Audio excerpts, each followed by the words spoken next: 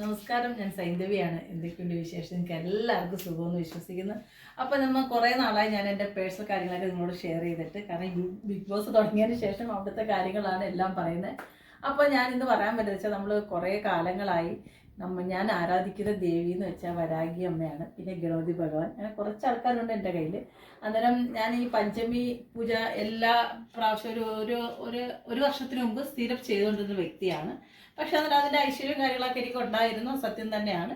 പക്ഷെ അത് എനിക്ക് സുഖമില്ലാതെ വന്നിട്ടുള്ളത് ഞാൻ അത് സ്റ്റോപ്പ് ചെയ്തായിരുന്നു. അപ്പോൾ ഞാൻ വീണ്ടും അത് തുടങ്ങാൻ പോവുകയാണ്, പഞ്ചമി പൂജ. കാരണം ദേവിയെ ഭയങ്കരമായിട്ട് മനസ്സിൽ ആരാധിച്ച് വേണം അത് ചെയ്യാൻ. നമ്മൾ എന്താ പറയുക, ഭയങ്കര ശുദ്ധിയോടെ കുളിച്ച് ഈ നല്ല ഡ്രസ്സൊക്കെ ചെയ്തു നമ്മൾ പറ്റുന്ന രീതിയിൽ ദേവിക്ക് പൂക്കളൊക്കെ സമർപ്പിച്ചും അത് ദേവിക്ക് ഇഷ്ടമുള്ള സാധനങ്ങളൊക്കെ വെച്ച് വേണം ഈ പൂജ ചെയ്യാൻ.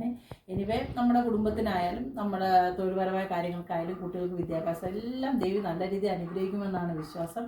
എൻ്റെ വിശ്വാസം അത് തന്നെയാണ്. അപ്പം നിങ്ങൾക്ക് എല്ലാവർക്കും വേണ്ടിയിട്ട് ഞാൻ പ്രാർത്ഥിക്കാം. കാരണം എൻ്റെ മുൻസ് ഭയങ്കര ഒരു വിശ്വാസിയാണ് കേട്ടോ. ഈ ഭഗവാൻ, ഈ ദേവി എന്ന് വെച്ചാൽ എൻ്റെ മുൻസ് ഭയങ്കര വിശ്വാസമാണ്. അതൊരു അവനാണ് ഇത് വീണ്ടും തുടങ്ങണമെന്ന് പറഞ്ഞിട്ട് എന്നെ ഇങ്ങനെ നിർബന്ധിച്ചുകൊണ്ടിരുന്നത്. അത് ഞാൻ വിചാരിച്ചു ശരി, ഇന്ന് പഞ്ചമിയാണ്, ഇന്ന് മുതൽ അങ്ങ് തുടങ്ങിയേക്കാം. അങ്ങനെ മാസത്തിൽ 2 പഞ്ചമിയൊക്കെ വരാറുണ്ട്. അതിന് ആ ഒരു ടൈമിലാണ് നമ്മൾ ഈ പൂജ ചെയ്യുന്നത്.